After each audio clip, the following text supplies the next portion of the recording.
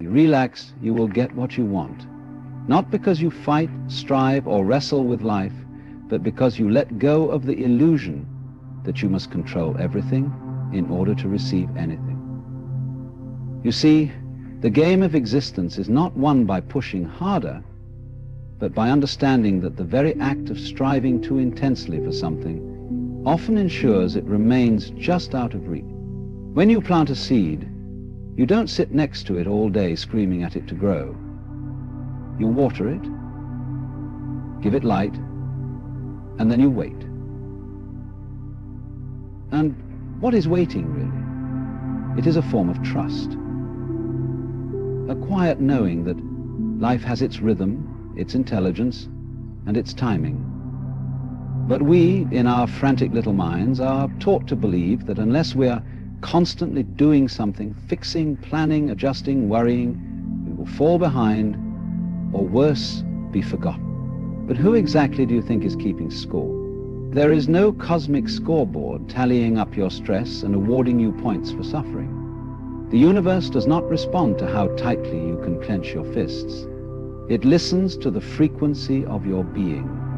When you are relaxed, when you are at ease, when you are not desperately demanding but softly expecting, you are in harmony with the very structure of life itself. Think of this.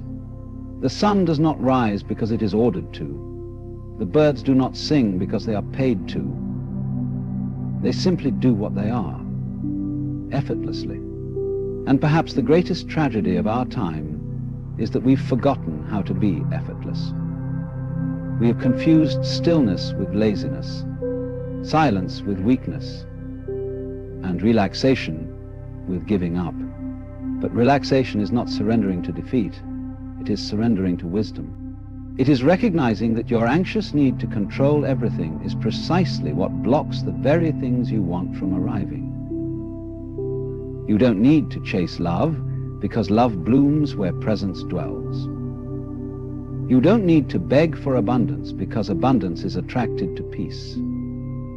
And you don't need to force success. Relaxation because true success finds the one who is already aligned with their truth. It does not demand you kick it down. It only asks you to turn the handle gently and step through. When you relax, your mind becomes open to inspiration rather than desperation. Your vision becomes clearer because it is no longer clouded by fear. And your life becomes lighter, not because you carry less, but because you finally understand what is worth carrying.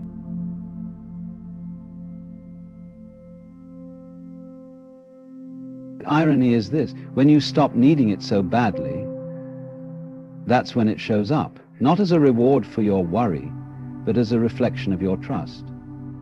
To breathe. You're not behind, you're not late, you're not forgotten. You're simply being reminded by life, by this moment, by the silence between your thoughts, that your only real job is to return to the place within you that already believes you're worthy of having what you desire. And from there, all things unfold. The more you chase, the more it runs. This is one of the strangest truths we often learn too late. Life seems to have a peculiar way of hiding what we desperately seek. You run after love and it slips away. You reach for success and it evades you. You crave approval and yet it remains distant. Why? Because the act of chasing is born out of lack. It carries the vibration of not having. And when you declare through your actions and thoughts that you do not have something, the world around you simply echoes that belief back to you. We are told to go after our dreams, to grind, to hustle, to never stop. But rarely are we told to pause, to breathe, to trust. We are conditioned to believe that effort equals result, and that the harder we try, the faster we'll get there. But this is not how the deeper laws of reality function. The deeper truth is this: the more frantic the chase, the more distance you create between yourself and the thing you desire. The very energy of chasing carries within it the message that what you want is not here. And so reality, always listening, always reflecting, gives you more of that distance. Imagine running after a butterfly in a field. You charge at it, waving your arms, desperate to catch it. The butterfly, of course, flies further away. But the moment you sit down quietly among the flowers, it may just come and rest upon your shoulder. The same is true for love, peace, success, and even money. When you act from a place of need, you unknowingly push what you want away. You become a repellent, not a magnet. Chasing is born of fear. Fear that if you don't act, you won't receive. But true receiving begins when fear dissolves and is replaced with calm expectation. There is a difference between inspired action and desperate striving. Inspired action flows. It comes from a space within you that already feels whole, already believes in the outcome. Desperate striving, on the other hand, is noisy and anxious. It operates on timelines, pressure, and comparison. And while it may produce some movement, it rarely brings the deep satisfaction you are seeking. It's like filling your lungs with shallow breaths. You are technically breathing, but you are not truly alive. In the same way, your frantic efforts may give the illusion of progress, but the soul remains unsatisfied. You have to realize that the chase is often driven by a story that says, I am not enough without this. That story creates urgency, and urgency creates resistance. When you're always running after something, you miss what is here. You miss the quiet beauty of becoming. You forget that perhaps the real magic happens in the stillness, not the struggle. The flower does not chase the sun. It simply blooms and trusts that the sun will find it. The river does not strive to reach the ocean. It just flows, and the current takes it there. What if the very act of stopping is the secret? What if peace is the magnet and the frantic noise in your mind is the block? When you are quiet inside, when your thoughts are not soaked in need, you become receptive. You create space for what you want to enter. It is not that ambition is wrong. It is not that desire is evil. But when desire becomes obsession, and obsession becomes noise, you become deaf to the signals life is sending. And more importantly, you become blind to what is already working in your favor. Every time you chase from fear, you are telling the universe, I do not trust you. But life responds best to those who trust it. It gives generously to the one who waits with faith, who walks slowly but steadily, who doesn't panic when things don't appear instantly. Timing, after all, is part of the design. You wouldn't force a caterpillar to turn into a butterfly before its time, yet you constantly pressure your own dreams to bloom prematurely, and in doing so you sometimes damage what was already forming perfectly beneath the surface. Chasing is exhausting. It drains the spirit and fills the mind with anxious questions. What if I'm not enough? What if I don't make it? What if they never see my worth? But notice the pattern. These thoughts are always rooted in the future. They pull you out of the present, out of the now, where everything actually happens. When you chase, you abandon this moment. You trade the richness of now for a fantasy of someday. And the tragedy is, someday never arrives, because you're always living in pursuit, never in presence. You must understand that desire itself is not the issue. It is your relationship with desire that matters. When you want something from a state of inner calm, your desire becomes like a seed planted in rich soil. It grows without your interference. But when you want something from desperation, your hands constantly dig up the soil to check if it's sprouting. And in that constant digging, the seed never gets a chance to take root. Let it be, let it grow, let it come when it is ready. Ironically, the moment you stop chasing is often the moment it arrives. This is not because you gave up, but because you shifted your energy from fear to faith. You stopped pushing and started trusting. And in that shift, you aligned with the very nature of creation itself.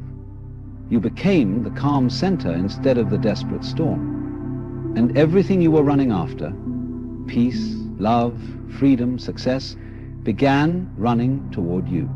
The more you chase, the more it runs, not because you are unworthy, but because life is gently trying to teach you to stop, to pause, to breathe, to receive. And in the art of receiving, you discover that everything you ever wanted was never far. It was simply waiting for you to stop running long enough to notice that it had been circling you all along. Stillness is alignment, not laziness. But we have been conditioned to believe otherwise. From an early age, we're told to keep moving, to stay busy, to always be doing something. Productivity becomes a badge of honor, while stillness is looked upon with suspicion. If you're not hustling, grinding, climbing, or striving, people assume you're wasting your time. But what if the most powerful transformation happens not when you're chasing life, but when you're sitting quietly with it? What if stillness is not the absence of action, but the presence of awareness? You see, stillness is misunderstood. It is not apathy, it is not resignation, it is not giving up. It is entering into the rhythm of life without disturbing it. It is the quiet tuning of your being into harmony with what is. The world is noisy, but your soul is not. The world shouts timelines, expectations, obligations, but your soul whispers, waits, and watches. And when you finally allow yourself to sit in that space of stillness, you stop acting from fear and begin acting from truth. In stillness, you are no longer reacting to life. You are co-creating with it. You are not pushing against the current. You are flowing with it. Most people are tired not because they do too much, but because they do too much from misalignment. They do and do and do, but none of it emerges from peace. Their actions come from panic, from the belief that if I don't force it, it won't happen. But that belief is an illusion. It is the root of exhaustion. Stillness, on the other hand, is powerful because it aligns you with the current of the universe. It positions you to act only when action is necessary, only when it's inspired. There's no wasted movement, no wasted energy. You do less, but everything you do matters more. The oak tree does not grow by effort. It grows by surrendering to its nature. Stillness allows you to remember your nature. It peels away the layers of noise, doubt, and distraction, and reveals the deep truth of who you are and what you're here to do. When you act from this clarity, life bends to meet you. Opportunities that felt far away begin to show up. People begin to notice something different about you. Not your clothes, your skills, or your voice, but your presence. Stillness gives birth to presence, and presence is magnetic. There's a reason why the most powerful people in a room often say the least. They do not need to speak loudly to be heard. Their stillness carries weight. It is the same with your energy. When you stop over-explaining, over-apologizing, over-performing, when you simply exist in a state of peace, you invite people, situations, and blessings into your life that were repelled by your previous restlessness. Not because you tried harder, but because you stopped trying and started being. Stillness is not waiting around doing nothing. It is a deeply active space where the inner world comes alive. It is in stillness that your intuition speaks. It is in stillness that clarity finds you. It is in stillness that you discover whether what you're chasing even belongs to you. So many people run toward things they don't need, only to find emptiness at the end of their effort. But the one who learns to sit in silence discovers richness before movement. They act only when the inner compass points true north. There's an intelligence in stillness, a wisdom that is easily drowned out by noise. Most people live in reaction. They react to fear, to opinions, to news, to timelines. They are puppets pulled by the strings of panic. But in stillness, you cut the strings. You move deliberately. You act with awareness. There is no longer a need to prove or perform. You have nothing to chase because you have nothing to fear. And in that energy, you become a magnet for everything you once thought you had to beg for. Stillness is also healing. It softens the mind and repairs the soul. When you are still, the pain you've been avoiding rises to the surface, and though it may feel uncomfortable, it is necessary. In the space of silence, you begin to process, release, and transform. That's why so many people avoid stillness, because it requires them to face themselves. But the only way to rise is to look inward. The only way to evolve is to confront the noise within, not with more noise, but with the silence that reveals truth. Look at nature. The most profound events happen in quiet. The roots grow in silence, the seasons shift without announcement, the stars move through the sky without a sound. So why do you believe your transformation must be loud, visible, and busy? Why do you think the path to your desire must be crowded with effort and urgency? Real change is subtle. It happens in stillness. It takes root before it is seen. You don't have to shout to be heard by the universe. A quiet belief, deeply held, is louder than 1,000 declarations. In stillness, you also become receptive. Life becomes less about your plans and more about your openness. You begin to listen not just to others, but to yourself. You realize that much of your suffering came from ignoring your inner voice. And when you hear it again, when you feel that gentle nudge, you begin to trust it more than the outside noise. This trust becomes your guide. It tells you when to move and when to wait, when to speak and when to remain silent. Illness is not absence, it is presence. Full, deep, awakened presence. And presence is not passive, it is attentive, alert, alive. In stillness, you become aware of the divine timing of all things. You stop demanding that life move at your pace and start flowing with the pace of life. You stop measuring your worth by your productivity and start experiencing your power in your peace. You stop seeking and start allowing. There is nothing lazy about stillness. In fact, it may be the most courageous act in a world that runs on fear, to sit, to breathe, to trust, to wait. Not because you have no ambition, but because your ambition is no longer rooted in lack. This is strength. This is alignment. And it is from this alignment that the universe delivers its most beautiful gifts. Not when you chase them, but when you become still enough to finally receive them. Trust the natural rhythm of life. It has its own pulse, its own flow, its own wisdom that cannot be dictated by the urgency of your mind. The mind wants everything now. It is impatient, restless, always seeking proof that it's not being left behind. But life does not work according to the frantic pace of human expectation. It unfolds like a wave, like a tree growing toward the sun, like the breath that rises and falls without your command. You don't force your heartbeat. You don't control your dreams. And yet you still live, still breathe, still wake up every morning under a sky you didn't build. There is a greater rhythm guiding all things. And your task is not to fight it, but to fall into it.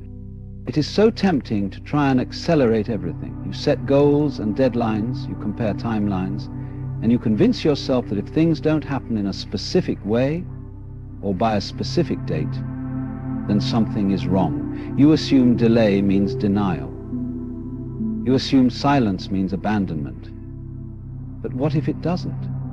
What if delay is just timing in disguise? What if silence is the space where life rearranges itself so it can meet you in a more perfect way? What if everything you thought was late was actually early, in a timeline you don't yet understand. There is a season to all things. The earth teaches this in every rotation. There is a time to plant and a time to harvest, a time to be still and a time to move, a time to let go and a time to receive.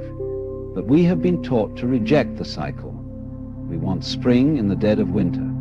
We want blossoms without roots. But forcing a tree to bear fruit out of season does not make it stronger. It destroys it.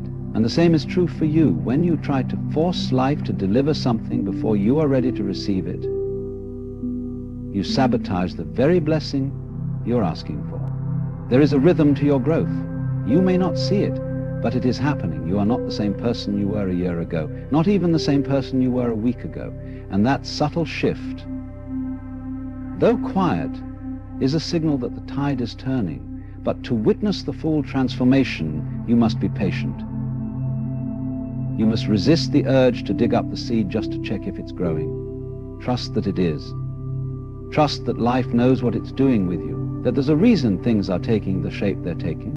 The mind craves control. It wants to know the plan, see the map, and predict the outcome. But the soul speaks in trust. It doesn't need to know where the road ends to enjoy the walk.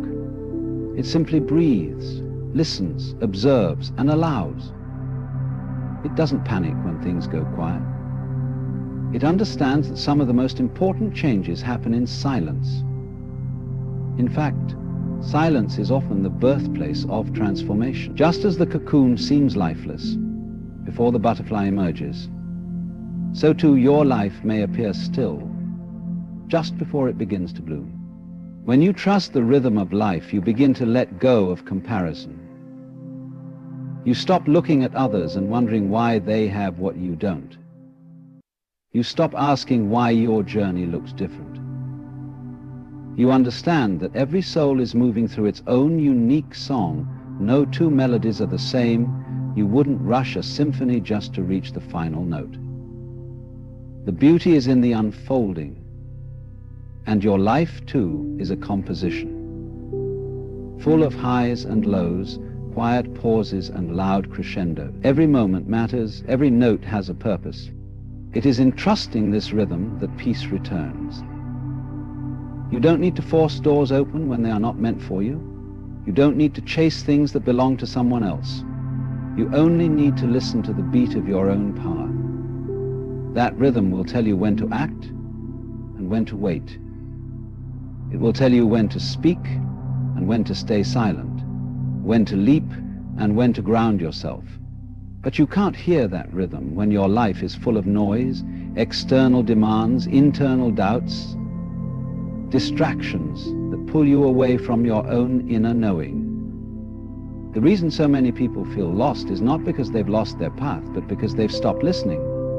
They've tuned out the rhythm. They've abandoned their intuition for the approval of the crowd.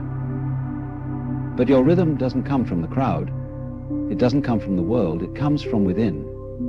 And it is always there, waiting to be felt again, waiting for you to slow down, to breathe, to tune in. And when you do, everything begins to make sense. Not all at once, but in the quiet way that dawn makes sense to the night. There is a strange paradox in trusting life.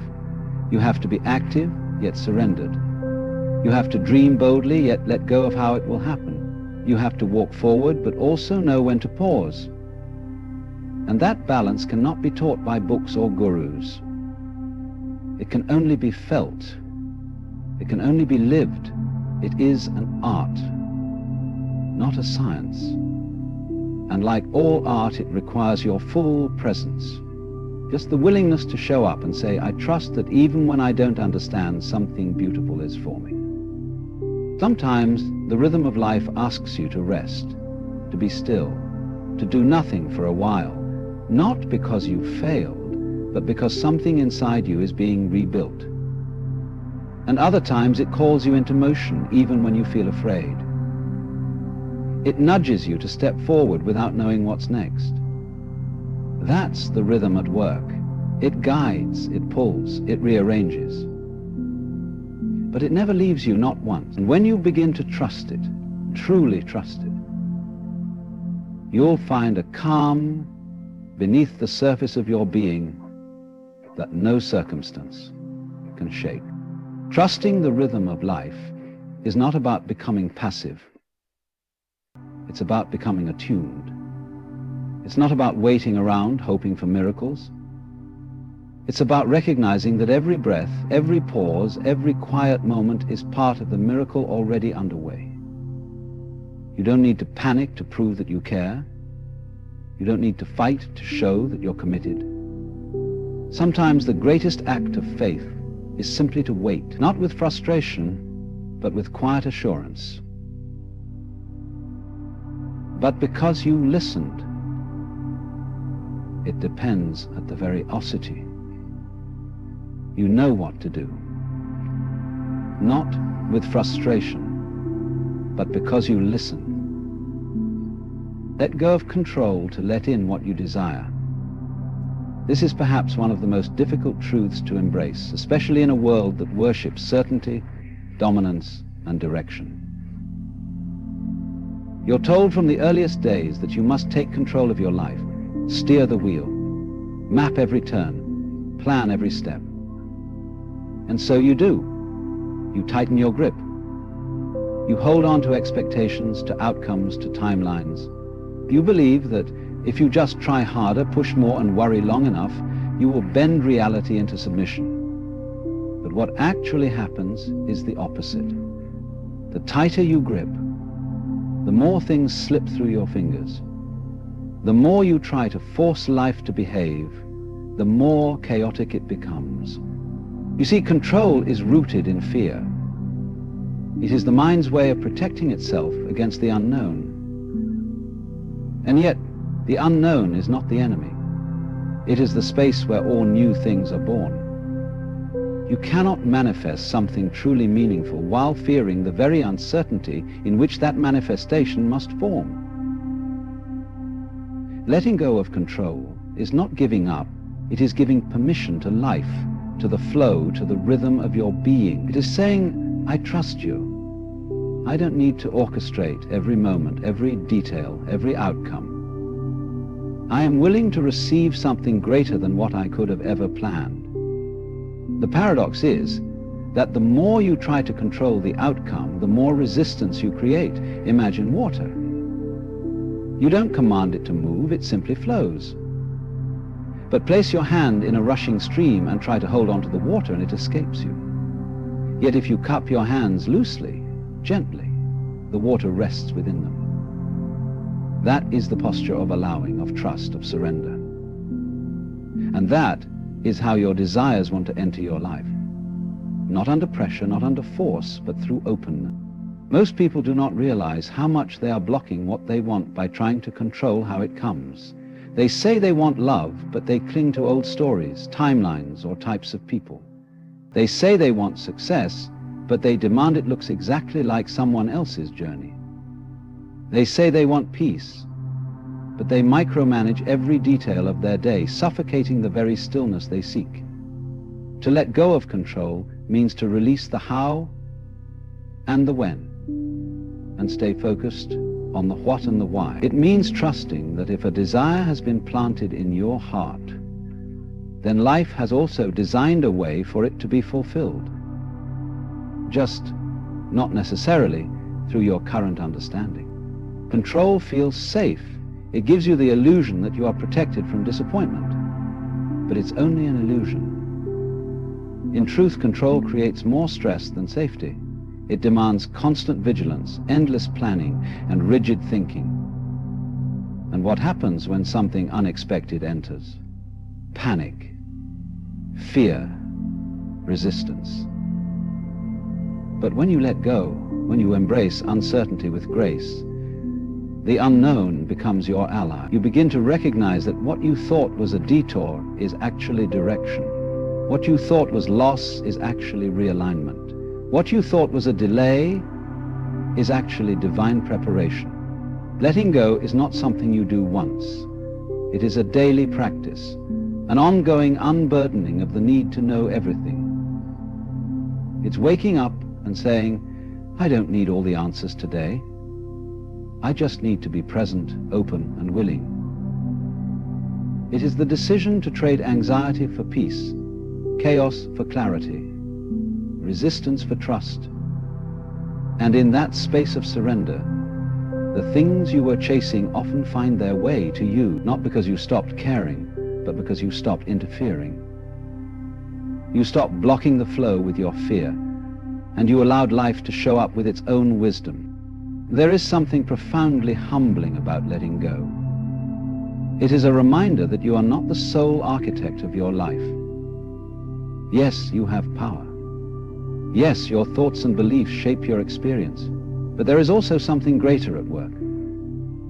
A mystery, a rhythm, a pulse that weaves through all things. And sometimes the best thing you can do is get out of the way. Stop trying to fix what isn't broken. Stop trying to rush what needs time. Stop trying to force a door that was never meant for you. When you release your grip, your hands are finally free to receive what was always meant to come. Letting go also requires trust. Not blind optimism, but deep inner knowing. A trust that says, even if I can't see it now, something good is unfolding. That doesn't mean everything will be easy or painless, but it does mean that you will not have to carry the unbearable weight of constant control. It means that when things shift or fall apart, you won't crumble with them. You'll bend, but not break, because you'll know that the falling away is part of the process, that what is removed makes room for what is meant. When you let go of control, you begin to live more in the present. You stop postponing your peace until something happens. You stop delaying your happiness until conditions are met.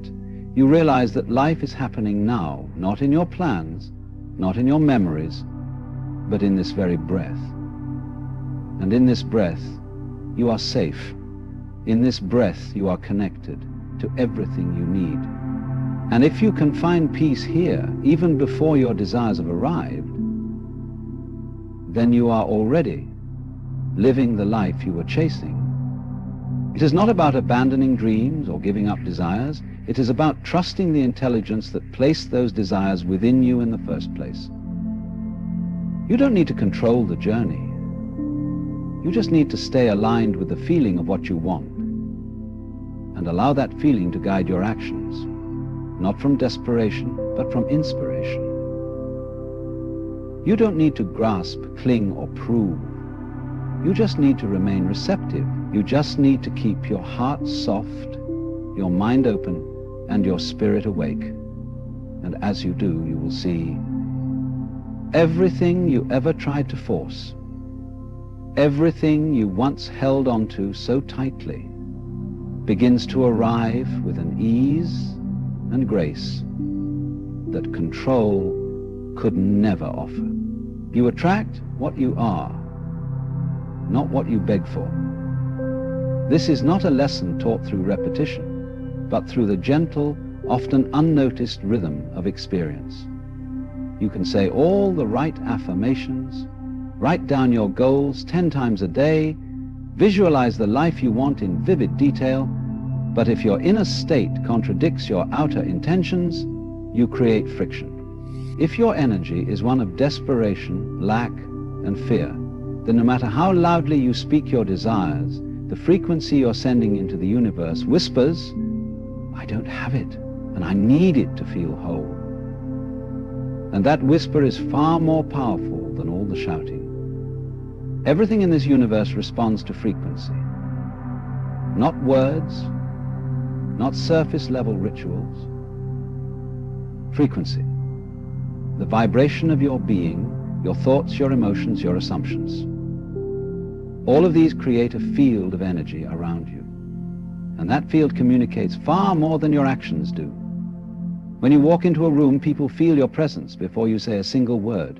In the same way, life feels the energy you embody long before any manifestation arrives. If you carry the energy of lack, life reflects more lack. If you carry the energy of wholeness, life meets you with more wholeness.